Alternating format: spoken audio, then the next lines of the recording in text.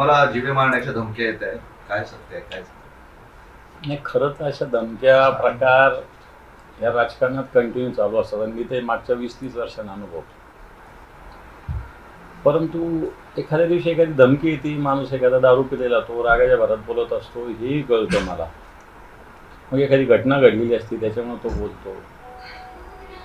पण मला पहिल्यांदा ह्या ज्या फोन आले 3-4 दिवसापासून, मला वाटतं बहुधा 12, 13, 14, 15 त्या 3-4 दिवसात हे फोन आले. मी फार सिरियसली नाही घेतलं त्याचं. 12 तारखेला 13 तारखेला एकदा उचलला, सोडून दिला, नंतर उचललेच नाही. पण मी 14 तारखेला रात्री म्हणजे 15ला सकाळी जनरली 1:55, 2 वाजले असतील त्यावेळेस हे फोन झोपेत असताना मी कोणाची येतात म्हणून मला वाटलं कार्यकर्त्यांचे, कधी कधी डॉक्टर्स, कधी पोलीस स्टेशन असे फोन येत असतात शिवसेनेचे. झोपेत फोन उचलले, परंतु तिकडून ज्या पद्धतीनं भाषा, ज्या पद्धतीनं धमक्या होत्या, घाबरत नाही मी, परंतु एक धमक्या मला दिल्या एवढं सत्य आहे. बरं, मग मी म्हटलं कुठे नादी लागतं म्हणून मी फोन बंद केला. पुन्हा आला, पुन्हा बोललो, पुन्हा कट केला, पुन्हा आलं. पण मग मी थोडंसं हुशारी करून नुसतं ऐकत राहिलो, बोलत नाही राहिलो. मग सोडून दिलं. मग 2-3दा पुन्हा मिस कॉल आले, मी झोपलो. मग दुसऱ्या दिवशी मला असं वाटलं की कारण या रोज अशा पद्धतीनं धमक्या आहेत, एकदा तक्रार मी माझ्या याला घाबरत नाही. पण मी बाहेर असतो, प्रवासाला असतो, दौरे असतात पक्षाचे, इकडे तिकडे फिरणं असतं. म्हणून मला थोडंसं वाटलं की पोलिसात तक्रार करावी. म्हणून मी रीतसर तक्रार माननीय पोलीस आयुक्त साहेबांकडे आणि संबंधित पोलीस स्टेशनला केलेली आहे. पोलीस काय दखल घेतात आता तो त्यांचा विषय. माझ्याकडून मी ही तक्रार निश्चित केलेली. कारण काय, कशाबद्दल धमकी आहे? नाही, मी पंचायत समितीचं काय निवडणुकीचं कारण आहे? आता निवडणुका तर मी अनेक बघितलेल्या आहे ना. निवडणुका मला चांगलं आठवतं 1996-97 पासूनच्या सगळ्या निवडणुका. महापालिका झाल्या असतील 4-5, जिल्हा परिषदा झाल्या असतील 4-5, विधानसभा झाल्या, लोकसभा झाल्या, स्थानिक स्वराज्य झाले. या सगळ्या निवडणुकीत माझा एक संघटना म्हणून माझा एक महत्त्वाचा रोल राहिला. त्यामुळे अनेक निवडणुका मी बघितलेल्या आहे. सगळ्या गोष्टी झाल्या, चांगल्या वाईट सगळ्या गोष्टी झाल्या. परंतु त्याच्यामुळे निवडणुकामुळं कोणी केलं असेल वगैरे असं मी म्हणणार नाही. परंतु निश्चित मी रीतसर फोन नंबरचे तक्रार पोलीस आयुक्तांकडे केली. धमकी देणाऱ्याचं म्हणणं काय होतं, म्हणजे काही कारण सांगितलं किंवा काय की थेट मारून टाकेल इथपर्यंत होतं मला? ठोकून टाकू, मारू, काय बुडवून टाकू, ठोकून टाकू, मी त्याच्यात लिहिलेले अशा पद्धतीनं भाषा होती. आणि कारण नाही, कारण आता पोलिसांनी तपासायचं आहे. त्यांनी काहीच सांगितलं त्यांनी काही नाही सांगितलं तसं. नाही, आता हे नंबर ज्यावेळेस बघतो, ट्रू कॉलर आहे, वेगवेगळे ऑप्शन्स आहेत नंबर शोधायचे. तुम्ही या दरम्यानच्या काळात नंबर शोधला असेल, कोण आहे काहीतरी तुमच्या प्राथमिक पातळीमध्ये मी जनरली कॉल रेकॉर्डिंग करत नाही, कारण मला ते खरं तर योग्य नाही कॉल रेकॉर्डिंग करणं. आणि ट्रू कॉलरही माझ्याकडे नाही, कारण त्याच्यामुळे डाटा हे होऊ शकतो. म्हणून मी काही ट्रू कॉलर पण माझ्या मोबाईल ठेवले नाही. पण मी रीतसर जो नंबर आहे त्याच्यात एकाच फोनून 2-3 जण आजूबाजूला बोलत होते, एवढं मी म्हटलेलं आहे. मला वाटतं पोलीस ज्यावेळेस तपास करतील त्यावेळेस मी सांगेल या सगळ्या गोष्टी. नाही, स्पेसिफिक असं असतं, एखादी धमकी आली, कोणी धमकी देत असेल तर काहीतरी त्याला कारण मागच्या काही दिवसांपासूनची पार्श्वभूमी असते आणि अंदाज असतो किंवा यांनी मला धमकी दिली असावी किंवा या उद्देशानं धमकी दिली असावी. तसं काही आहे का? कुणाचा विषय काही आहे का? संशय काही आहे का? नाही, आता जो नंबर जिथला येईल, ज्या भागातला येईल, कोणत्या कार्यकर्त्याला, त्याच्यावर तो कळत संदर्भ. आत्ता तर मी संदर्भ नाही सांगू शकत. मग तो पोलिसांनी त्याचा रीतसर तपास केला पाहिजे. त्यामुळे आपोआप तो नंबर सापडल्यानंतर, तो व्यक्ती सापडल्यानंतर कोणत्या पार्श्वभूमीतून धमकी दिली हे कळेल. कारण रोज आमच्याकडून काही गोष्टी चांगल्या होतात, काही गोष्टी वाईट होतात. कित्येक वेळेस मी वेगवेगळ्या पद्धतीनं एक विरोधी पक्षात काम करतोय, त्याच्यामुळे वेगळ्या पद्धतीनं सत्ताधाऱ्यावर आरोप करत असतो. निवडणुकीच्या राजकारणामध्ये कोणाला आवडणारं, कोणाला न आवडणारं काम हाताने घडत असतं. काही ठिकाणी भांडणं, तडणं, वेगवेगळ्या विषय असतात. त्याच्यात आपल्याला एखादी बाजू घ्यावी लागते, त्याच्यामुळे दुसरी बाजू नाराज होत असते. या सगळ्या गोष्टी रुटीन आहेत, त्याच्यामुळे एखाद्याने केली असावं शकतं असं मला वाटतं. तुम्ही दौरे करता, तर अशा परिस्थितीमध्ये सुरक्षा हवी आहे का, किंवा तसं काही पोलीस आयुक्तांना तुम्ही सांगितलं आहे का, तोंडी किंवा आणखी काय? हे बघ, माझ्या बरोबर तर शिवसैनिक असतात. माझ्या सुरक्षिततेची मला चिंता नाही. एक दिवस तर जायचंच आहे आपल्याला कोणालाही, त्याच्यामुळे त्याची चिंता मी करत नाही. फक्त मग आमच्या घरी मोठं कुटुंब आहे, आई, लहान मुलं वगैरे असतात, एवढीच एक चिंता आहे. बाकी मला माझ्या जीवाची चिंता नाही. मी सैनिक आहे बाबासाहेबाचा, लढणारा नाशात आमच्याला कोण घाबरतं. तरी पण तुम्ही पोलीस आयुक्तांना काय सांगणार, किंवा नुसतं तपास करा इथपर्यंत, की का कुटुंबाच्या सुरक्षेसंदर्भात, तुमच्या सुरक्षेसंदर्भात काहीतरी पाऊल टाकावं, उचलावं? मला असं वाटतं सुरक्षितता वगैरे याविषयी मी काही पोलीस आयुक्तांना बोललेलो नाही. मी ते डीजींना बोलेल. पोलीस आयुक्तांना मी काही याविषयी बोलेल. पोलीस आयुक्तांनी फक्त दिलेल्या तक्रारीचा योग्य तपास करावा, एवढीच माझी पोलीस आयुक्तांकडून अपेक्षा आहे. बारामतीमध्ये पोटनिवडणूक जाहीर झाली आणि ती बिनविरोध व्हावी अशा पद्धतीचं पण एक म्हटलं आहे. आणि आता त्या निवडणुकीमध्ये धनगर समाज आपला उमेदवार उभा करणार आहे. पुण्यश्लोक अहिल्यादेवी शासकीय वैद्यकीय महाविद्यालयाचे नाव बदलून त्याऐवजी अजित पवार यांचं नाव देण्याच्या हालचाली सुरू आहे असं त्यांना वाटतंय, आणि त्यामुळे तेही निवडणुकीत करणार आहे. तुमचं मत काय आहे? बिनविरोध व्हावी अशी चर्चा सुरू होती. अजितदादांची तर बिनविरोध व्हावी असं वाटायला काही हरकत नाही, पण बाकीच्या सगळ्याच बिनविरोध करण्याची काही आवश्यकता नाही. अजितदादांची जर वहिनीच उभा राहणार असेल तर बिनविरोध व्हावी. हा, बाकी कोणी उभा राहणार तर बिनविरोध करण्याचं काही कारण नाही आहे असं मला तरी व्यक्तिगतरित्या वाटतं.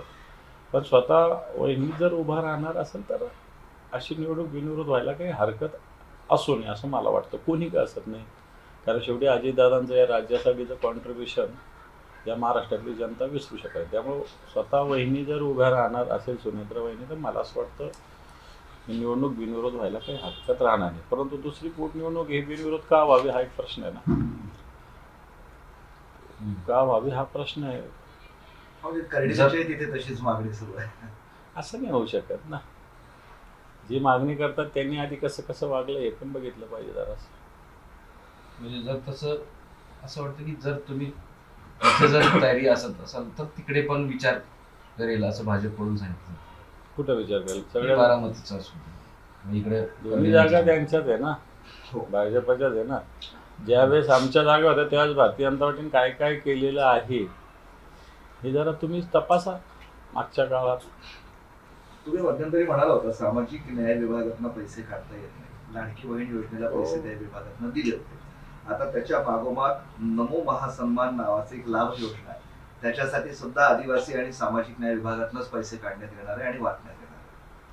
हे बाई, याचाच अर्थ असा आहे की हे विभाग नावाला सामाजिक न्याय आणि नावाला आदिवासी कल्याण हा विभाग राहिला आहे. याचाच अर्थ समाज कल्याणच्या माध्यमातून ज्या योजना किंवा आदिवासी कल्याणाच्या माध्यमातून ज्या योजना आहेत याची अंमलबजावणी सरकारला करायचीच नाही. आज या योजनेच्या माध्यमातून मोठ्या प्रमाणावर काम होत होते. ठीक आहे, आधीच्या काळात थोडं बहुत झालं, पण तो आता सर्रास या विभागातून निधी पळत जातो. खरं तर सरकारने या योजना ज्या जाहीर केल्या त्याच बजेटरी प्रोव्हिजन याची व्हायला पाहिजे होती. परंतु आता ठीक आहे, बजेटच्या मधल्या काळात काही एखादी योजना आली तर त्याची पुरवणी मागण्यात व्यवस्था केल्या जाते, नंतर रुटीन बजेटमध्ये ती व्यवस्था व्हावी. परंतु रुटीन बजेटमध्ये सुद्धा आता दुसरं तिसरं बजेट येत आहे, त्याच्यामध्ये व्यवस्था नाही. याचाच अर्थ सरकारला याच्यात आर्थिक नियोजन नसताना ही योजना सरकार ओढाताण करून अंमलबजावणी करते असा त्याचा अर्थ आहे. आणि याचा परिणाम बाकीच्या योजनेवर, सामाजिक न्याय विभागावर, आदिवासी कल्याण विभागावर होतोय. खरं तर सामाजिक न्याय विभागातून जे जे घटक याच्यातून लाभार्थी आहेत आणि आदिवासी कल्याण विभागातून जे जे घटक लाभार्थी यांच्यावर हा अन्याय आताचं सरकार करतं. म्हाडाचं एक 20% म्हणजे खासगी बिल्डर्सला म्हाडाला 20% घरं द्यावी लागतात. अनेक ठिकाणी अशा तक्रारी आता पुढे आल्या की खासगी बिल्डर म्हाडाला ते 20% देतच नाहीये, त्यावर कारवाई होत नाही आणि बिल्डरांचं सांगतो. खरं तर दिलं पाहिजे. मागच्या काळात नाशिकचे एक आयुक्त होते, त्यांच्यावर सरकारने कारवाई केलेली होती. तशीच कारवाई जर ज्या ज्या ठिकाणी नाही झाली तिथल्या संबंधित अधिकाऱ्यावर झाली पाहिजे. म्हाडाच्या माध्यमातून अशा पद्धतीनं जे काही घर जे बिल्डर्स व्यावसायिक बांधतात ते म्हाडाकडे ट्रान्सफर केले पाहिजे. म्हाडाच्या माध्यमातून या सगळ्या गोष्टीची अंमलबजावणी केली पाहिजे. असा प्रकारचा कायदा आहे, नियम आहे, परंतु त्याची अंमलबजावणी होत नाही. त्याला लागूनच MIDCचा एक विभाग आहे. MIDCच्या सुद्धा विशेषतः संभाजीनगरात आणि महाराष्ट्रात जिथे जिथे MIDC जागा रेसिडेन्शियल करण्याचं प्रमाण मोठ्या प्रमाणावर वाढलेलं आहे. आणि मग जर रेसिडेन्शियलचं प्रमाण जर वाढलं असेल तर या जागा म्हाडाकडे दिल्या पाहिजे, MIDCनं म्हाडाने केल्या पाहिजे. परंतु खाजगी लोक या जागा घेतात आणि नंतर मोठ्या प्रमाणावर स्वतःची बिल्डरशिप तिथं करतात. संभाजीनगरात तर सत्ताधारी पक्षाच्या मोठ्या मोठ्या बिल्डरांनी MIDCच्या जागेवर स्वतःच्या बापाची प्रॉपर्टी असल्यासारखे जाहिराती करतायत. मला असं वाटतं हाही विषय महत्त्वाचा आहे. जिल्हा परिषदच्या निवडणुका अवघ्या 2 दिवसावर आल्या. तर तुमच्याकडे तुम्ही सत्तेत असाल की नसाल? हे पहा, अजून आता आमची परिस्थिती किंवा स्थिती अजून आमच्यातून गेलेले गद्दारांची जी शिवसेना आहे, गद्दार लोकांची जी शिंदे सेना आहे ती आणि भारतीय जनता पार्टीचं काय झालं आम्हाला माहिती नाही. त्यांचं अलायन्स झालं तर मला असं वाटत नाही आमच्या रोलला काही अर्थ उरेल. आम्ही तटस्थ राहू. परंतु त्यांचं जर फाटलं तर मला असं वाटतं त्याच्यातून राजकीयदृष्ट्या काही संधी साधता येते का असा प्रयत्न निश्चित आम्ही करू. तुम्हाला कोणी संपर्क करतो? कोण? भेटत नाही का? आम्हाला कोणाचाही संपर्क नाही, परंतु भारतीय जनता पार्टी व्यक्तिगत स्तरावर आमच्या सदस्यांना फोन करते, मोठ्या पद्धतीनं पैशाचं आमिष दाखवते. हे भारतीय जनता पार्टीचे मोठे मोठे नेते करतात या शहरातले, या जिल्ह्यातले. मी नाव सांगू इच्छित नाही त्यांचं, परंतु भारतीय जनता पार्टीनं सगळी राजकारणातली सगळी सोडून दिलेली, सगळं कमरेचं सोडलेलं आहे. अशा पद्धतीनं भारतीय जनता पार्टीचे नेते वागतात. मोठ्या फुशारक्या मागतात की आमचेच लोक त्यांच्या ताब्यात आहे असं म्हणतात. परंतु आता आमचे लोक कुठे आहेत काय आहे हे आम्हाला माहिती आहे. आता त्यांचे तोंड बंद झालेले आहेत. परंतु आमच्या सदस्यांना व्यक्तिगतरित्या भारतीय जनता पार्टीचं आमिष देण्याचं काम मोठ्या प्रमाणात चालू आहे. अजून उद्याचा दिवस जाऊ द्या, काय काय होतं पाहू द्या, मग या सगळ्या गोष्टी मी निश्चित आपल्यासमोर आणेन. ठीक आहे. राज्यातील जलजीवनची जी कामं आहेत काही ठिकाणी झाली, काही ठिकाणी झालेली नाही, फक्त कागदावरच आहेत. मात्र उन्हाळ्यामध्ये तर त्याच्या तीव्र झळा ज्या आहेत त्या सुसाव्या लागतात, पाणी मिळत नाही लोकांना. हे पहा, खरं तर जलजीवन मिशन योजना अतिशय चांगली योजना आहे. महत्वाकांक्षी देशभरात अंमलबजावणी करणारी योजना आहे. परंतु याच्यात वाटा राज्याचा अर्धा, केंद्राचा अर्धा अशा पद्धतीने. आत्ताच्या घडीला राज्याच्या अर्ध्या योजना ह्या अडगळीत पडलेल्या आहे निधी अभावी.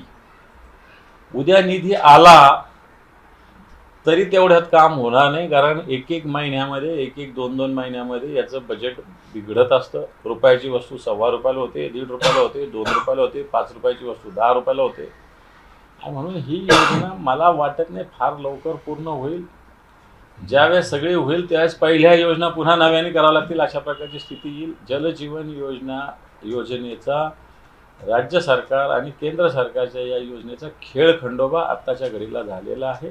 निधी अभावी अनेक योजना बंद पडण्याच्या स्थितीत बंद पडलेल्या आहे. त्यामुळे पाण्याचा भले अतिवृष्टी झाली असेल पण येणाऱ्या उन्हाळ्यात पिण्याचा पाण्याचा प्रश्न तीव्र असणार आहे.